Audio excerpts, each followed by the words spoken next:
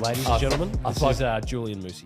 I know my strengths. I know, look, I'm, trying to focus on your strengths, Paul. Yeah. We're currently talking about bathing our kids. I'm an advocate for it. Julien hasn't done it. I'm not. What are you talking about? Jesus, are you gonna edit this into the? This is going. Julian likes to sure we are. All right, talk to me. Okay, so Julien, obviously we wanted to have you on as a guest today to talk about, the fact that you're such an industry titan. I think we've used in some of our collateral before. Obviously not going to fucking use that then, are we, Paul? Yeah, we are. Don't be dickhead. So, you've been really big in the hospitality scene the last few years, getting bigger and bigger and bigger. Please don't say that. Well, it's true. Don't say shit like that. You probably don't want to talk about it, but the reality is it's true. So, can you give us a bit of a summary on, your history in operating cafes? And then you're moving into the larger hospitality scene at the moment? Yeah, I suppose coffee's still, obviously the backbone of the business. But, obviously started in coffee carts a long time ago and then just opened my first cafe and then just rolled along and opened more cafes. And then now, obviously, we've got, I suppose we've got two divisions now, or three divisions: wholesale coffee, which is Inglewood Coffee Roasters, the cafe venues. And then now we've got the pub, so the pub division. So just a bit diversifying. It's also the sort of the way the economy is, in that it's things have changed in the cafe landscape. Still very good, but you used to be able to open anywhere and sort of as long as you knew what you were doing, make it work. The numbers would stack up, but just times have probably just changed with. And is that why you moved into the pub side of things a bit more? Or? Just feel like pubs from a consumer level, people are happy to spend. They're not as dollar conscious on every little thing. Whereas in cafes, people scoff at a card surcharge, or if your coffee, or if the alternative milks go up by 20 cents, and alternative milks, which no one would know, but that literally they're loss leaders for cafes. So cafes can't make money off alternative milks. What's the average No, it wouldn't spend? even cover the cost. In comparison of the two, like a pub and a cafe? Cafe average spend would be about, I reckon, when you factor in some, the takeaway coffees, there's obviously very small quantum of dollars, but across the board, you're looking at probably, I reckon, an average of like, $18 as an average spend per week, maybe even less. But if it's a cover, like someone's seated, you're looking at 20, 26. But in a pub, I mean, much, much more. Usually people don't, particularly on Fridays, Saturdays and Sundays, people don't go to a pub for one beer, on those days. So, and one beer, a pint of beer now is $15, There's What's the margin on a pint of beer? I've always wanted to know what's... Look, it's not really, Tony, our CEO, does all that, but it's about $3.80, I think, for a cost for a pint. Yeah, wow. Just the raw cost without labour and without everything else. That's the thing. People think, just the cost of goods and your labour, but it's so much more. Like insurance is crazy. I'm looking at a pub at the moment in Belgrave, and their insurance is $90,000 a year because there's like fire protect. It's in a fire protected area. There's just so many things now. Obviously payroll tax is a big issue. Then there's utilities. Utilities aren't what they used to be. 100%. Everything's gone up. Land tax, obviously. So when you first, obviously you've got a few venues under the cap at the moment. When you first started, what was the first commercial lease or commercial purchase you made? First one would have been for lease would have been 650 Nixon Street in Fitzroy North. And My annoying brother. Annoying brother. Yep. And then we were paying, I think, 25,000. Yeah. We were paying 25,000. Why'd you pick there? Just an opportunity. My accountant. I was only doing some PT work and doing the coffee carts, but the accountant I was using, their office was there, and their cafe tenant went under, and it was just an opportunity to sort of to take over a site that was fitted out and only had 30 grand. So I just did a little cosmetic refit. To be honest, like in terms of position, you could have picked a million better locations. It was just the opportunity. And I felt safe knowing that they were my landlord, because they were old family friends. I just knew I wasn't, the worst case scenario, I felt a little bit protected because I knew the people, the landlord. Were you the pioneer of the milk crates as chairs? No, not at all. No? Absolutely not. No, so when was this, 2011? That was 2012. 2012? And no, I wasn't. I think, talking about that sort of stuff, I think the people, Mark Dundon and Salvatore Malatesta, probably the pioneers of the cool cafe in Melbourne. Did you assist in its revolution? No, what happened is I think I was just a passionate Milk cart. No, I just like Great guy. I went. You know when you go into when you see something, you become instantly passionate about it, and you like definitely. it. And then I became like this cafe hopper on weekends, and then I just learned a lot of that. I think I grasped the intangible aspects of a venue pretty well than the average Joe consumer. Yeah. So you started that business, then you eventually formed Only Hospitality Group. When was that? When was OHG formed? Probably like a venue, 6 or 7, I suppose. Just to sort of, the name is really just to have a sense of belonging for our staff more than anything. To be honest, like I don't love that we've got the word group attached, because I think in hospitality people like to associate with like that, have that more of that connection with a venue. So we're trying to rebrand as Venues by Only rather than Only Hospitality Group. Yeah, okay. I just think I think there's just that meant that there's a bit of that tall poppy or Stigma. group, syndrome that people think, oh, they're just a group. It's like, no, we're a family business, at the core, really. So 100%. But back to your question about the first property that we bought commercially was 127 Kangaroo Road in Hughesdale. So that was my first tip, And before you bought that, or was it after you received some conflicting advice as to whether Hughesdale was a good destination for capital? I did, yeah. Is that right? How did that one end up? Oh, well, yeah, someone said, a Stonington resident told me that they thought that Hughesdale was basically the arse end of the world, and it was no good. But it's actually a very good suburb. Very good. Obviously, it was up and I think Hughesdale's a fantastic suburb now.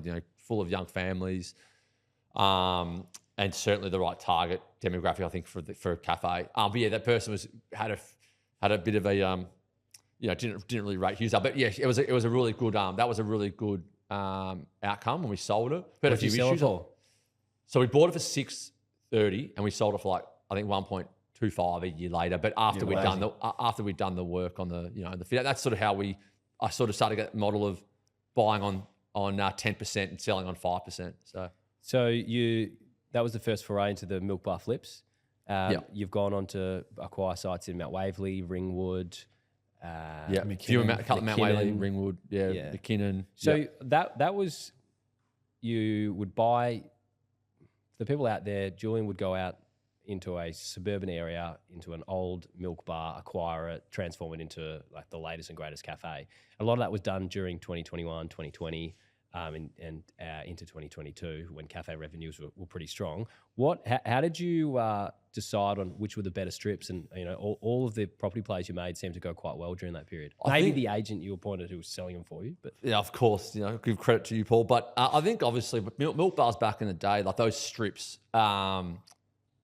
councils would put those little commercial one strips in suburbs where it was most convenient. So I feel like the research was already done sort of for me. Like they wouldn't put them in those sort of thoroughfares unless they were convenient for that immediate sort of demographic. So that was a big part of it. Obviously corner site, and obviously milk bars, don't work anymore really. As like a rule of thumb, they're not really obviously Coles and Woolies and Aldi and all that really stopped the whole reason why you'd used to go to a milk bar back in the day. So they're either going to be a massage parlour, Paul, or they're going to be a cafe or a food and beverage premises. So we can probably edit that one out. But it's true. We'll keep that in, Julien. We didn't say it. It's probably true, though, isn't it? Like, it is. So yeah, so they're either going to be. Yeah, there's not many options for those sites anymore, really. And you say they were distressed, so they were sort of at a cheaper price point in the key areas, had the fundamentals. Yeah, they were always I think you'd always say they were distressed or dilapidated. Yeah. Like they needed at least 500,000 renovation, on the and just they didn't do the roof again and rewire it and all that. So they were obviously costly. There was a fair bit of capital. There's a fair bit of capex in revitalising it. But what we knew was that we had confidence that the business we'd sell the freehold on a lease back. And then that money would basically pay for the fit out, and then we'd basically get the business and cash flow for free. That's sort of how we worked it. Definitely. But it's getting harder now. There's not as much I suppose juice in it now. There's more competition in that space. Seeing people more competition and the profit, the margins are just not as good. Which I think you'll hear in in the media hospitality. There's a few. There's a fair bit of hurt in the hospitality sector. That's why we're sort of, diversifying. We're lucky we sell, we roast coffee, import coffee, and sell it online and we wholesale it. And that helps a lot because obviously you're controlling. So wait, you sell coffee online, do you? Through Inglewood? Well, maybe Tim, you could get Julien in with the contact you've got at some service stations. Yeah, well, that's probably a good point. Of the BP. I hope this goes live this part because if your old man's listening, get me in. But that's a good point. But Inglewood Roastery, I remember I met you in South Melbourne. You were looking at a coffee roastery, John. You were going to lease the building, but there was a demolition clause. We were with the Fitzroy agent. And you thought I wasn't on your side and you attacked me. And you go, wait, you're Paul's boy. I was like, who's this guy, this nutter? Is that true? Yeah, genuinely. I do remember that was your first. That was very early days. Irvin? That's right. Yeah. I remember that. Yeah, so talk about that side of your business, which is obviously growing exponentially. The roastery's been really good. So in terms of incremental growth, well, that's sort of the most stable incremental growth. Like because really you shouldn't once you acquire the customer either on in e-com or in wholesale, you have to do a lot wrong to lose them. So that's the great thing with selling whole bean coffee.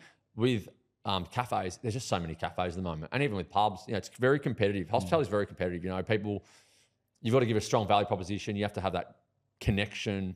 People now, people used to travel 45 minutes to a destinational cafe. Yeah, Josh Gabelich. On week, yeah. Well, I used to do it. I think we all did. I think we all went through that era of traveling far away, but it doesn't happen anymore. So it's all about the immediate demographic now, I think. It's all about convenience. I think automation is going to be a big part of the industry because of the cost of labour. And Are you on the delivery apps, Uber Eats, etc.? I try to avoid them. Okay. We have a couple of venues that are on them, but I don't really like them because they literally, if they're taking 30% clip, that's your entire margin. So it's literally no point. Do you put your prices up for the You'd almost delivery have apps? to. You do, but then if you do it too much, then there's no point of having it. Because exactly. then people you can't. There's only so much you can charge for. What you're gonna start charging, $8 for a latte. I mean, I don't know how that's gonna fly. Whatever it is, or $7. So Anyway, but yeah. So what's your view on the hospitality sector? If you read all the papers, there's businesses closing down every week. I mean, we manage quite a few hospitality venues. People out there are definitely feeling the pinch. So, what's your view over the next 12, 24 months? I think there's, I just think that there's there's still a lot in all the operators' control. Cost of goods and labour, you can still make sure you're procuring, sack that word. What's the word? Procuring, there you go. We've delete that. But yeah, so I'll start again. So I think that there's a lot of things in the operator's control. So cost of goods and labour, obviously the two biggest things. And then, I think a lot of cafe, restaurant operators, pub operators probably don't model out their labour for the week ahead and probably just hope that it will work in their revenue model and that it will stack up. So we really are very, very, I suppose, deliberate and organised with how we're doing our rosters. And then procurement is very important. Making sure you're buying well is really important. And then obviously landlords, I think there needs to be that sort of partnership with landlords as well, that landlords can go and ask all these huge rents, but they need to ask themselves, is this going to be sustainable, or am I going to be dealing with a tenant that's gone belly up and now I'm chasing them for unpaid rent. Then we're fighting over the security. Then we got to find another tenant. So I just think there's a whole balancing act of everything. I appreciate that, but if you sign a lease and a landlord is honouring their end of the deal by leasing it to you for that price, and then a tenant isn't paying, do you think it should be more on a landlord to be a little bit more forgiving or leaner? Well, probably not. You're contracted. I understand that, but then there also needs to be someone's situation is very important. So if the landlord, for example, needs a tenant, they probably need us because of they've got to pay the mortgage. Do you want to have the tenant walk and then you have to chase them, spend money on legals? Or do you go, okay, look, I'll give you a rent reduction for X amount of time. I just think it's all about everyone's situation. I mean, you can be aggressive if you don't really care, but I think that if you want to make sure the tenant can see their way through, I think it needs a bit of balance. Almost somewhat. I think so. Yeah. I think a partnership is important. You see a lot of tenants and landlords doing, revenue-based definitely turnover rents and all that. I personally don't want to do that because I'm optimistic and I'm aggressive, and I think that we can make a great venue and pay the rents.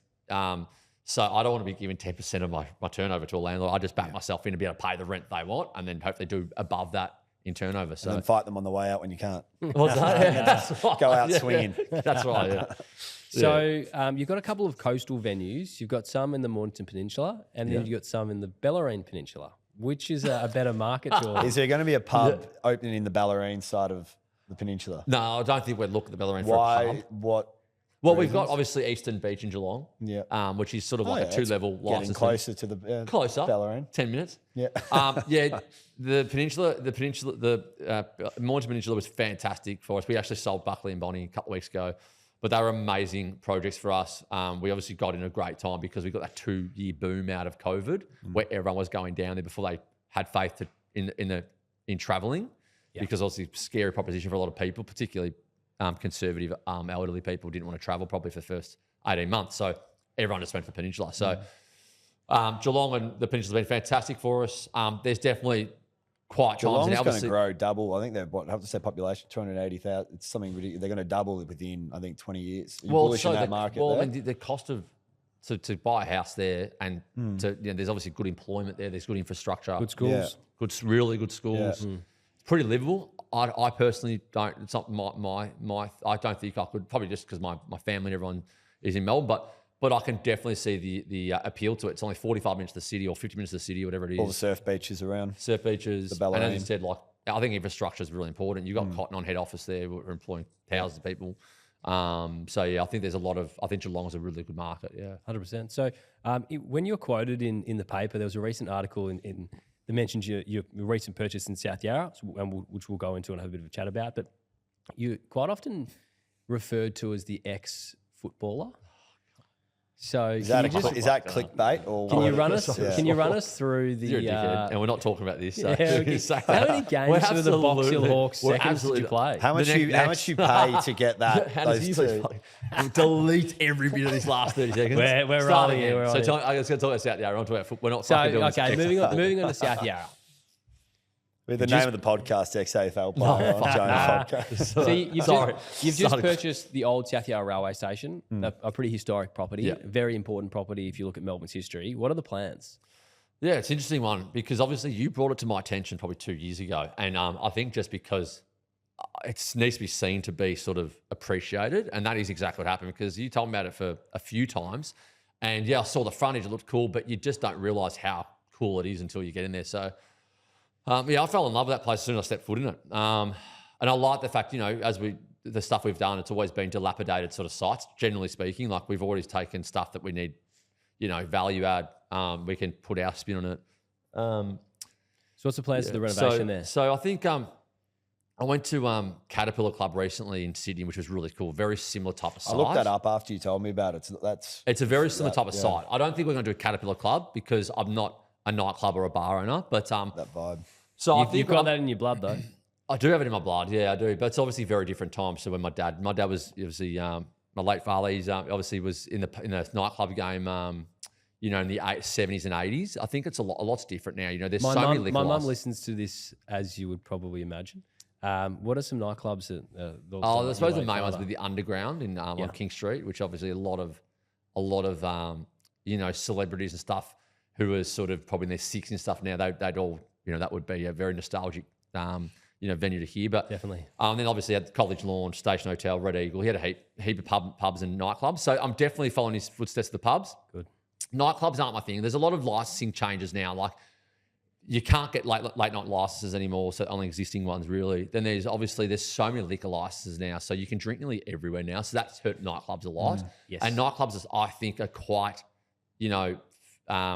it's all about the flavour of the month. Like there's only a few nightclubs that have stood the test of time. Otherwise, it's really dependent on promoters, marketing, all that. So from wearing two hats, so landlord-wise, I feel like pubs and hotels are very, very strong. So the goal is to make it into a great pub, hotel type venue. So a place that you can go on a Monday night, on a Sunday night, you get your, I still want to be a place where you can tuck in and party there, but but we really want to focus and make sure that it has a really strong day trade offering and a 7-day trade offering and make sure that it appears to be a pub or a hotel style venue like a Garden State or an arbory. But then Caterpillar, we might have a room or a section where it might feel that, that darkness, the darker type of sort of nightclub type. Reserve a spot for myself and Tim in there. Yeah, for sure. No worries. We'll make sure there's a table for you. But I think that's the place. So from a landlord perspective, I think I'd love to have it to know that it appears to be a pub style investment if I ever was to sell the freehold. And then even from an operator's point of view, the pub type things might not make as much money like a sugar hit like the nightclubs can, because nightclubs can do 300, 400 grand, drink sales a week. But can they do it forever? It's harder. But pubs can do. You're the 24/7 precinct there.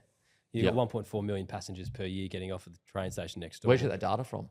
I did hear that in that video. Is that just did you pluck that out? I'll need to put a disclaimer on it. I think it was online somewhere. It was probably on... I believe it. It's obviously on Vic Track website, I believe it was. Yeah. So I've been speaking to Metro trains and they've spoken about it being a premium station. So they have to, every turnstile's meant to be manned or, staffed. So... That's very, very woke of you, Julian. Oh, mate, it's 2024. Delete. Anyway, so run us through the renovation. Like, have you appointed architects? Haven't appointed. So Underwood's doing a lot of our stuff. Yes. I think we've spoken about collaborating. Shout out to Underwood Constructions. Yeah, shout out to Underwood Constructions. They're awesome. So we've spoken about collaborating with a really well-renowned architect. I think there's a space deserves it probably. Definitely. Well, across the road, Bruce Henderson, John Scaramazino, he's done a little bit of work for us. He's directly across the road. Brendan Favola owned that pub, That's right. So opposite. that's actually going well. Very, very thrifty type of operation. It's like called that's where you signed the contracts. That was. Is that where you had the negotiation? I do. They're actually going quite well there. But that's got a 3 AM license, maybe even a 5 AM license, that venue. So, which is yeah, so we've got to go through the licensing stuff, obviously, because things have lapsed. But yeah, so we'll make that. I'm really looking forward to that. I think it's really exciting. It's just hard to find those iconic locations anymore. Definitely. So, and it's one of 2 original train stations that still exist. So it's obviously heavily protected by Heritage Victoria and all that. So that's another. You'll do the right thing. Yeah. Transform it. All other project we sort of discussed, your family home you're building in Glenaris. Yep. That's a lovely, lovely. Yeah, look forward to it. there. Obviously, been. Is that Underwood as well? Do they? Yeah, Underwood's So done they do it, everything for you from. Yep, they've done everything there. So Shout out to Underwood Constructions. Yeah. Of course. Yeah, that's been good. So it'd be good to. Got a few projects on, Julian. Oh, just And not heaps. a Not heaps. recent Just purchase in Collingwood. Hotel Collingwood, yeah. So bought that, which is good because obviously it gives us a lot of options with where we go with it if we want to do a rooftop or whatever. It makes sense. I feel like it was underlet a little bit. So 176,000 rent. I feel like it can afford to pay up to 250. Okay. So that was why we paid 4.6%. Probably a bit sharp yield in about this. 5 and a bit. What's that? When the rent goes up, it's probably a net effective 5.5% yield. Yes. Yeah. So it's still a bit sharp, probably a bit good sharp. Purchase. But I think it's good. The thing thing is we have control of the rent. And so if ever we want to sell it on a lease back, we can probably jack the rent a bit for what the business can afford. Don't tell people that's what you do, Julian. Well, no. Well, I mean, obviously, because the revenue, you'd hope the revenue can keep increasing. Definitely. So if the revenue gets to, I think the revenue there is about, let's say, 3.5 mil. If the revenue gets to 5 mil, well, then all of a sudden it's genuine. I think that's how it works in the pub space. Really, it's like people when they're buying, I think doing your DDs to ask what is the venue doing, because you want to be able to figure out what is the percentage of turnover, because that's when like if it's spot on, I suppose. So I think anyway. Yeah. So 12 years ago, you're sitting on a milk crate in Nicholson Street. I've just done the numbers in my head, counted about 20 million bucks worth of property bought this year. Not too bad. That's not 20 million. I don't think it's that much. Yeah, but via your calculations. Yeah. When do you jack the rent and sell? And now you have the honour to sit with a pretty good effort. myself. A pretty good effort. So it's not 20 million, but yeah. But it's more. No. But so how have you done so well? And I know you don't like to speak about it, but you have done well, Julian. So what do you think your success in a very short window in a very difficult climate your values, comes down to? I guess you underline. I think I'm pretty. As I said to you before, I think I'm very optimistic. Probably sometimes it can be. You don't want to be reckless or anything, but I think backing yourself in is important. Being optimistic, also being able to to do a deal is important. Like, if you don't ask, you don't get. So obviously with South Yarra, it wasn't the right time, but I really wanted it. And so probably save yourself $2 million by holding on. Well, yeah, so probably that's a bit of luck. So obviously you brought to me 2 years ago, but that's probably a good thing that I've waited because of what's happened. But also, obviously, we've got long settlement, small deposit. If it wasn't for that, I wouldn't have been able to buy it because of everything else we've got going on. But I think that's important. So sometimes things are about being able to be nimble. Yeah, exactly. And structure, ask for terms, Sometimes people are patient as well. The vendor can be patient. They don't need to sell it, but then they want you to bid because they want that competitive bidding happening. So it's a balance of all that. And then obviously having a good team around obviously is it's so important. You can't do things without great staff and great team. So I've got great partners and there's an element of luck, element of obviously a lot of hard work, a lot of stress, a lot of sleepless nights. No baths, you've got to be able to take on debt. Baths. No baths. No what? Sorry. No baths. No baths. No baths. That's right. No drinking your own bath water. But I think obviously you've got to be willing to take on debt as well. A lot of people don't want to take on debt, so that's a big thing. How are you navigating that at the moment? Interest rates are hard, definitely. But you still, again, I feel like sometimes you got to fight your way through it because you got to find deals that can add to your cash flow. So maybe sometimes taking on, it's a bit of a balancing act, right? So if you think a deal to take on more debt, but can provide a lot more cash flow to pay for the other things and all that, that's what I'm trying to do. I'm trying to fight my way through it, not trying to sit and absorb it. I think you got to go on the offense a bit. I think that's important. Obviously, it's got to be a balance, but a lot of people are trying to fight their way through. You see a lot of hospitality trying to wait it out. I don't think that's the right play. I think you've got to be aggressive and on the offense. I think is important. Definitely. In the industry, there's obviously some pretty big names in Melbourne who have done quite well. Who, when you started out and where you are now, do you look up to any operators in particular that, whether it's Melbourne nationally or, internationally? Yeah, of course. You always admire people from afar. Like I don't have a direct relationship with these people, but you obviously follow what people like, Chris Lucas does, Justin Hems, even pub groups like AVC. There's elements obviously what they do that some consumers might not particularly like, but I think what they've been able to do is great. Well, their model's almost like yours. They're fighting the fight. Yeah, they're very aggressive. Well, they're good operators. They've from a obviously large, got a lot of hundreds of venues, and they've got a model and they stick to it. And I can tell an AVC pub from their DNA, which is good. They've got an identifiable DNA. But Justin Hems, went to Good Luck recently. So awesome, cool, very cool operators. Chris Lucas, they've obviously, even Salvatore Malatesta from what he's done with the cafe space. Nathan Tolman, they're obviously people that you admire from afar, and you obviously always keep an eye on, get us inspiration from. I think it's really important to have people you look up to, and you watch from afar and try to take some learnings, ideas, whatever. And I think, So final question. There's a lot of agents, property owners, and just general people like my mum who's listening to this today, hopefully Peter. Is there any, where have you got a hole in your pipeline that you need to fill and you need an asset or a bit of land or a building in a certain location, you're having difficulty navigating it or finding it? Is there anything that we can assist you with, or maybe someone listening? We're always looking for iconic cafe sites and iconic pub sites, I suppose. And with the pubs, obviously the license, like having existing licenses, is important because it's just too hard to go through that process. I think so. That's important. I'm very open-minded. So it's in terms of locations, I'm not really fixated. We're looking at a pub site at the moment in Belgrave. Would I have been looking at a pub site in Belgrave originally? Not, probably not. But then you come across an opportunity and then you go visit it and you're like, wow, I see it, kind of thing. But really, it's just if I can see that we can value at a site, I think that's really important. We don't really acquire many things that are set and forget. It's always what can we do to make it better, So that's, I think from that point of view, I think to people, if people think that we can add value, we'd love to have a look at the site. That's probably the Awesome. Probably the yeah. But you sell through us. Pardon? Sell through Jones. Always sell through Jones. Yeah. Very good. Always. I mean, there might be a few. I'm joking. Nah, always through Jones. Nah, yeah, you guys have been awesome for us. So, and yeah, Very good. Very good, Julian. Thanks, Julian. thanks, Speak to Paul. you very soon. Thanks, Bellarine. See-